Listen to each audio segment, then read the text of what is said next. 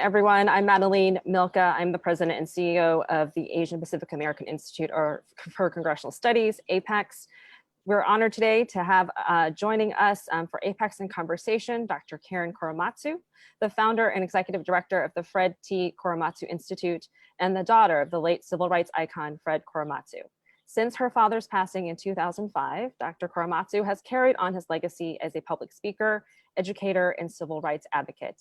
She shares her father's passion for social justice and education, and in 2009 established the Fred T. Korematsu Institute to advance racial equity, social justice, and human rights for all. In 2019, APAICS awarded Dr. Korematsu the Community Leadership Award for her dedication and service and advocating for civil liberties. Joining us as a moderator, we are glad to have a repeat performance by Peter Young. He is a former Assistant U.S. Attorney in the Eastern District of Virginia's U.S. Attorney's Office, Assistant Attorney General in the New York Attorney General's Office, and Chief Counsel to U.S. Senator Dianne Feinstein on the U.S. Senate Committee on the Judiciary. And Peter has had a distinguished public service career. We're fortunate to have both of them join us today. As a reminder, please remember to put your questions in the chat box if you're joining us via the webinar. And if you're on Facebook, please put your questions in the comment section. Please welcome Peter and Dr. Korematsu. Thank you so much, Madeline. First and foremost, I hope everyone is safe and well while we are navigating this pandemic together. My name is Peter Hyun, and I'm a law partner at Wiley, a Washington, D.C. law firm, and I'm honored to be here today. After Japan bombed Pearl Harbor in December 1941, President Franklin Roosevelt signed Executive Order 9066, which ordered that anyone of Japanese descent in America be removed from the West Coast. In one of the darkest episodes in American history, roughly 120,000 people were forced into American concentration camps, 2/3 of whom were American citizens. A few, though, refused, including a then young man named Fred Korematsu, who took his case all the way to the Supreme Court. Fred Korematsu passed away in 2005, and his daughter, Dr. Karen Korematsu, founder and executive director of the Fred T. Korematsu Institute, is here to share with us her story and his story. Dr. Korematsu, welcome. It's an honor to be here with you. Can you briefly tell us how your father responded to Executive Order 9066? Well, thank you, Peter, and thank you, APAICS and Madeline, for giving me this opportunity to speak to everyone during this challenging time, this crisis that we're all facing, not only in America, but around the world. It's important that we keep in touch with each other, and certainly I've been traveling usually around 80,000 miles a year, and all my travel got cut short. But it's wonderful to be able to reach out to people and to remind everyone that we do need to stay safe and to abide by our leaders that are trying to help us during this difficult time. It's certainly a wonderful opportunity, of course, to speak about my father. And you know, he grew up in Oakland, California, was born in 1919, but was just like any other American kid. He was second generation Japanese American, Nisei, and he actually learned about the Constitution in high school. I would dare to say that there aren't too many people in our as leaders these days that seem to understand our Constitution.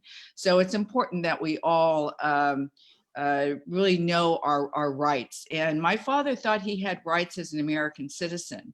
And so when the Executive Order 9066 was issued by President Roosevelt on February 19th, 1942, he thought, well, why should he go to a prison camp when he had done nothing wrong, and all due process of law was denied? And so he thought he just wanted to carry on his life as an American, as we all would like to.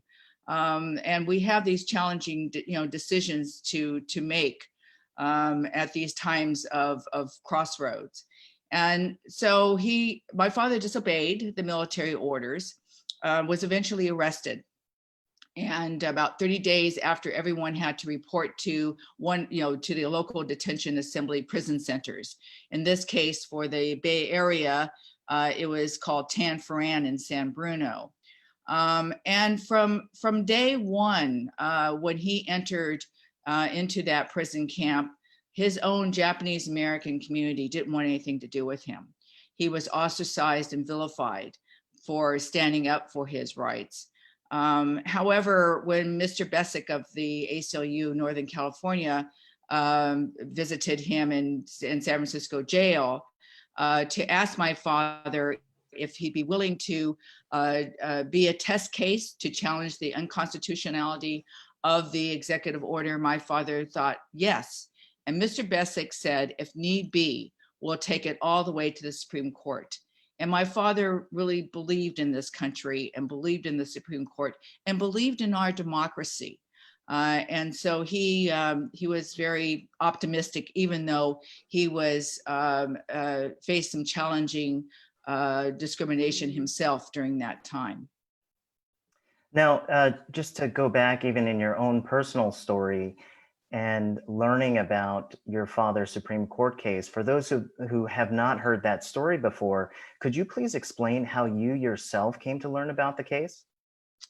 Well, fast forward several years later, my parents married and met in Detroit, Michigan. And so I grew up, as my brother did, my younger brother Ken, in the Bay Area. And actually, we lived in an area that was mostly Caucasian people. My father not only had experienced housing discrimination, but also employment discrimination, and sometimes worked two jobs. And one day in US government and history class, my friend Maya, who was Japanese American or is Japanese American, was assigned a paperback book to read and was given the assignment to get up and give an oral book report. And so I'm 16 years old, and her book was called Concentration Camps USA. And I thought that was an interesting title. I was paying attention that day to what she was saying because she was my friend. But I just thought it was a strange title for a book, Concentration Camps USA. And then she describes this time in history that where Japanese Americans were incarcerated and these terrible conditions of living in horse stalls that smelled like manure, and all rights were taken away. And then she said, but there was this one man who resisted the military orders, and it ended up to be a landmark Supreme Court case called Korematsu. And I thought, well, that's my name. And I had 35 pairs of eyes looking at me, and I'm shrugging my shoulders thinking it's some black sheep of the family because she never said Fred. So after class, I asked her, what's this about? And she says, well, this is about your dad. And I said, no way, somebody would have told me. So of course I go running home and confront my mother, and I get the standard answer, well, you'll have to wait until your father gets home to ask him. And it was late. It was 8 o'clock at night. My father had worked long hours, and he just quietly said, it happened a long time ago, and what he did, he thought was right, and the government was wrong. And I could see this hurt going over his face, and I couldn't ask him any more questions, except I asked him if he could vote, because voting was very important to my parents. And that's my other message today, is to remember that we all need to vote. And we never spoke about it again until his case was reopened in 1982, 1983. Going back that moment when you said that you saw the hurt in his face, how did you interpret where that was coming from? And I think, and if you could also expound upon what you had mentioned a little bit earlier about how even the Japanese American community at that time had been against him. So if you could expound upon that, please. Well, the Japanese American community, I mean, certainly, everyone was in prison camps, right? And I think, they what happened at Tan Foran, there was a meeting under the bleachers. They didn't invite my father, of the community, most community men at that time.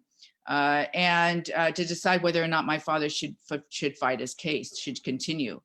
And the meeting results that when my father asked his brother, they said, well, Fred, you shouldn't do this because some harm might come to us.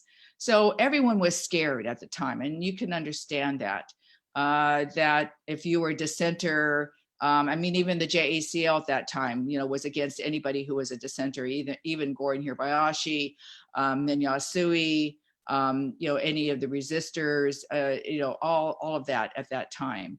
But my father lived by his principles of right and wrong, and like I said, never gave up on this in this country, on its on our right to pursue our constitutional rights as Americans. And so even when his case was reopened in 1983, when they had found the evidence that there was no military necessity for the Japanese Americans to be incarcerated, even then at that time, there was redress and reparations, and everyone thought that if my father reopened his case and he lost, that they would lose their chances for redress and reparations. But that never deterred my father. And the thing was, he was never bitter or angry. He never blamed anyone. He just, as I said, had this sense of right and wrong.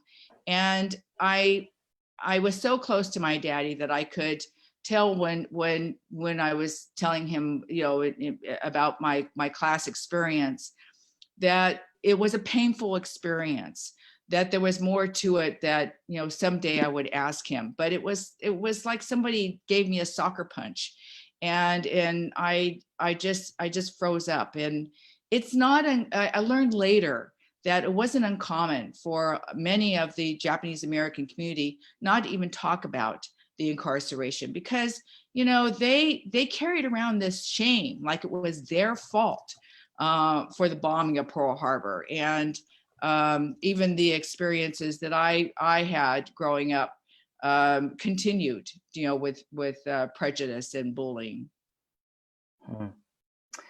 You mentioned all of a sudden, while you're in your teens, this huge revelation comes to you, and your father gives you a short explanation. And it really wasn't until 1983, when the case was reopened, that you began to learn more about the case, at least from his perspective.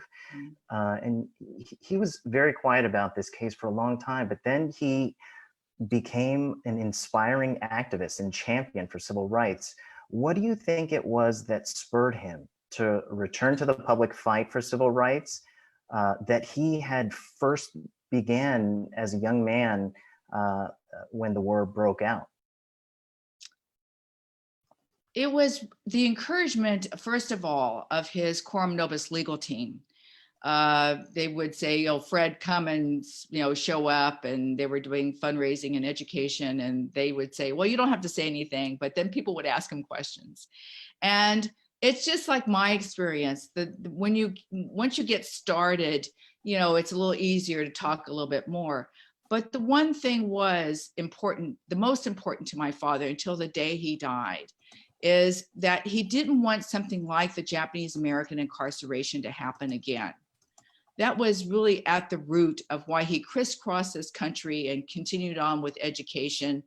Another reason why he received the Presidential Medal of Freedom in 1998 from President Clinton. And he was just, so afraid, because our democracy, he could see was fragile. And even after, well, I would say even before 9/11, he was one of the first people to speak up during the Gulf War, Desert Storm, when Arabs especially were being marginalized. And he said, no, we can't do that. We need to show respect. We need to, not to be afraid of our differences. And then after 9/11, he spoke up again. When they even cited my father's Supreme Court case as a possible reason to round up Arab and Muslim Americans and put them in American concentration camps. And so this is what drives me for education, because it was really in his soul that that we need to remind everyone of the dangers of repeating history. Yeah.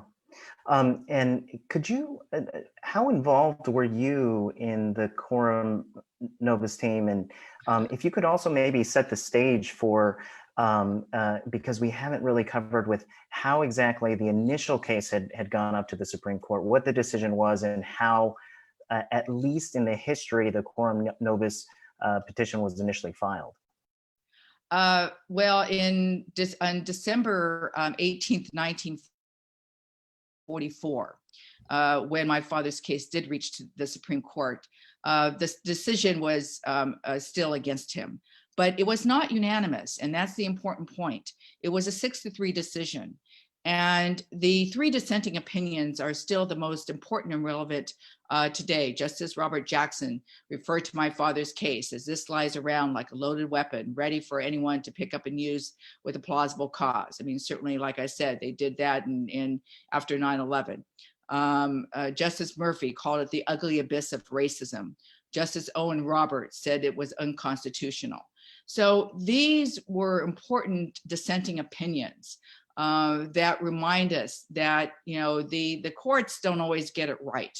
It's now considered one of the worst decisions in the history of the U.S. Supreme Court. But you know, the thing was, until Professor Peter Irons came to see my father in 1982 and showed him this file of all these documents that proved there was no military necessity. That I didn't know until that time that my father never gave up hope that someday he would be able to reopen up his Supreme Court case, but he just didn't know how to do that. You know, attorneys are expensive, he said. So, and that was the start of it. And then Professor Peter Irons knew Dale Manami, and Dale who was the lead counsel, and then created this wonderful Quorum Novus team. And for those of who are watching that are not attorneys, Quorum Novus is a little unknown legal procedure that means that error has been made before us, and error has been made before the court. And because my father had served his sentence and had probation, and you know, they had found this evidence, you can reopen up your case. And that's what they did also for Minyasui in Oregon and Gordon Hirabayashi in Washington. And so that set the stage. This is important because people kind of miss the importance and the significance of the Quorum Novus case. This links my father's 1944 Supreme Court decision to Trump versus Hawaii. We can talk about that too, because the result of the Quorum Novus case was governmental misconduct. The evidence was found, governmental misconduct. And, you know, is that happening today? Are these kinds of cases like Trump versus Hawaii, are we going to find out about that years later? Stay tuned, because this is what's happening to the courts. And we all need to be vigilant to be sure that people are accountable for their decisions and their actions. You referenced the recent Supreme Court case on the travel ban and the decision in Trump versus Hawaii. What do you think your father would say about that case?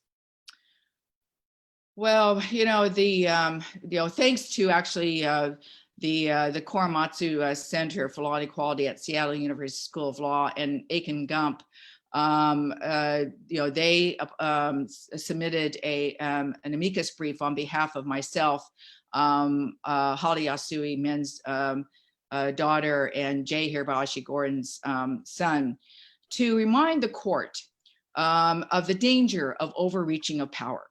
Right? That's clear. There's reason in the Constitution we have 3 branches.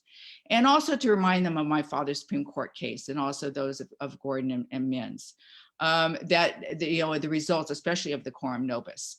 And it was, you know, it was disappointing, because I mean, I even was in the Supreme Court the day of the oral argument, and I could tell the questions being asked by the justices were not going in a favorable direction. But so totally disappointed that but the decision here was not unanimous again. It was a 5-4 decision. And that's, and that's important, to remind us. Justice Sotomayor's dissent, read it, it's really fabulous. And probably not a legal term, but it was, significant and impactful. And she went for the jugular, I will say. So I feel that even Chief Justice Roberts, upheld the majority opinion. At the same time, he marginalized Muslims in the Memphis community, and overruled, and we could talk about that, Korematsu, but he just honored my father all in one breath, because when in his decision, he said, well, Korematsu has been overruled in the court of history. Now, exactly, what does that mean? And it's a very flimsy point. It was because the other justices, dissenting justices, had written that Korematsu should be overruled. That it was so disheartening that the justice referred to my father's case in this manner. And that's and also even now, all these, everyone keeps kind of throwing around my father's Supreme Court case, and without even understanding the significance and the history that reminds us that to racial profile, to religious profile, to undermine our democracy is not what America is about. And real quickly, I know that when the executive order back in 1942, 9066 was in echoing this travel ban decision, that it was actually neutral on its face as written, but was applied only to the Japanese Americans in the United States and not to the Italian and German Americans. For the listening audience, was your father's case, the Supreme Court decision, actually overturned? Well, I mean, I'm not a constitutional scholar nor a lawyer. In my opinion, no. But everyone, and it would take another type of precedent, another case, in order to make that happen. But even in this COVID environment, right, we have people like this Wisconsin Supreme Court Justice Rebecca Bradley referring to my father's case when she said, "I'll direct your attention to another time in history in the Korematsu decision where the court said the need for action was great and time was short, and that justified," and I'm quoting, "assembling together and placing under guard all those of Japanese ancestry into assembly centers during World War II." So what they were trying to equate was the COVID, stay at home orders or policy, shelter in place policy to the Japanese American incarceration. Totally opposite poles, not even close, because the Japanese Americans were stripped of their rights, were stripped of their possessions, were stripped of their homes, and put into prison camps that were totally inhumane to live in for 3 to 4 years. This COVID virus is a pandemic.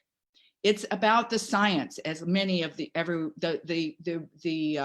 leaders, and there is a definition between what a leader is, are saying, for our own health and safety. And you're staying in your home.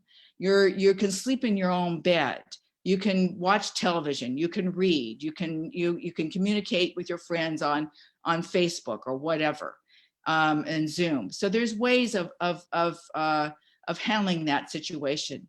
So clearly, that's what drives me. The Korematsu Institute's purpose is education. And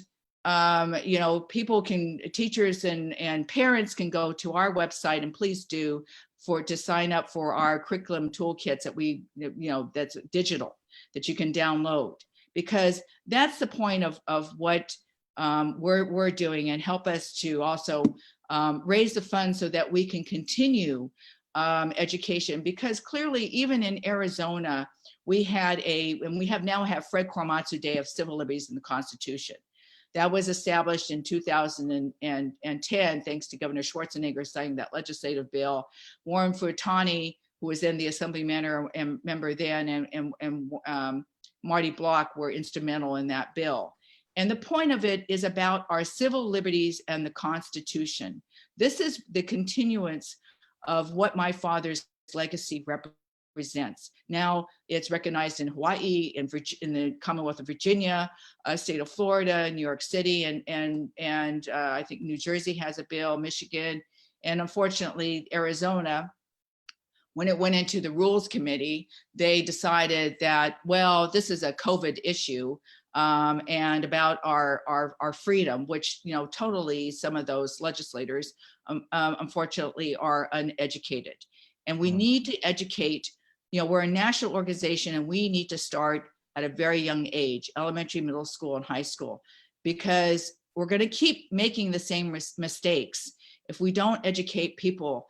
There's so many different layers to the Japanese American incarceration that were totally inhumane, and you can't equate that to our COVID situation at this time. That's an unseen enemy that is about our health. Yeah. No, I'm glad you brought that up, as well as the Institute's mission and work. Taking a different sort of lens here towards the pandemic that we're currently in preparation for this conversation with you, I listened to a recording, and in a really chilling interview with your father, he recounted the following, and I'm going to quote. He said, "In those days, if you're an Asian, people automatically think you don't belong in this country. You're not an American, and I thought that was wrong," end quote. And here we are nearly 80 years later, and in light of the COVID-19 pandemic, so many Asians in America are experiencing this same type of hostile contempt that your father experienced. How does that make you feel? And what do you think we can do to confront some of the anti-Asian discrimination, the hate speech, and the violence to ensure that equal rights are given to all in our society?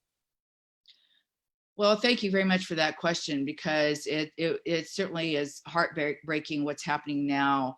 The hate violence against Asian Americans, the negative rhetoric, calling it the Chinese virus or whatever, is clearly wrong. And that's why the education is so important. People, at least now collectively, what we didn't have in 1942 were the organizations to speak up. Now collectively we can do that. We can fight for our civil rights, to educate people.